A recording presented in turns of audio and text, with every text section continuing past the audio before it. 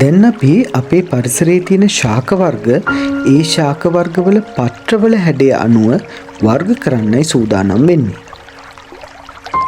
පත්‍රවල හැඩය අනුව පුතේ අපිට ශාක වර්ග 4කට වෙන් කරන්න පුළුවන්. ඒ තමයි පැතලි හැඩයක් ඇති පත්‍ර සහිත ශාක, සිහින් දිගටි හැඩයක් ඇති පත්‍ර සහිත ශාක, පත්‍රිකා ලෙස සකස් වී ඇති පත්‍ර සහිත ශාක වගේම පත්‍රයේ බෙදී සකස් වී ඇති පත්‍ර සහිත ශාක විදියට. පැතලි හැඩයක් ඇති පත්‍ර සහිත ශාක තමයි පුතේ කොට්ටම්බ, කොස්, හල්මිල්ල, බුලත්, තේක්ක වගේ ශාක. පුතාලා දැකලා ඇති සිහින් දිග පත්‍ර තියෙන ශාක වර්ග. බලන්නකෝ මේ ශාක වර්ග දැකලා තියෙනවද කියලා? හාතවාරිය, උක්, ගොයම්, උණ, ඉලුක්. මේ හැම ශාකයකම පත්‍ර සිහින් වගේම දිගයි නේද?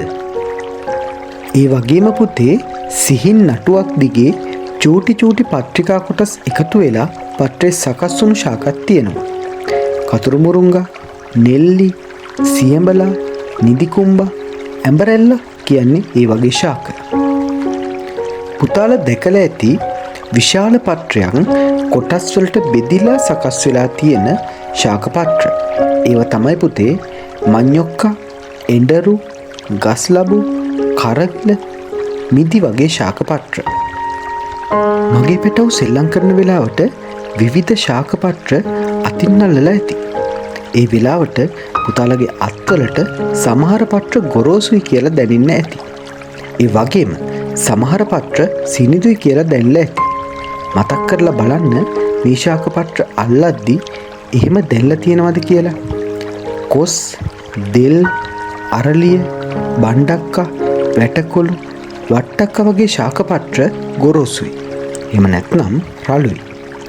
බුලත්, අගුණ, දොඩම්, ලිඩිසීරියා, ඇඹරැල්ල, දෙහි වගේ ශාක පත්‍ර සිනිඳුයි. ඒ වගේම පුතේ සමහර ශාක පත්‍ර තියෙනවා ඒ ශාක පත්‍ර අතින් පොඩි කළාම සුවඳක් දැනෙනවා. කුරුඳු, දොඩම්, දෙහි, බෙලි, දාස්පිතිය, ඇඹරැල්ල වගේ ශාක පත්‍ර අතින් පොඩි කරලා බලන්න ඔයාලටත් ඒ වගේ සුවඳක් දැනෙනවද කියලා. සමනලුන්ට අත්තට දෙන පුංචි පැටවුන්ගේ සරසවිය. The Schoolmaster.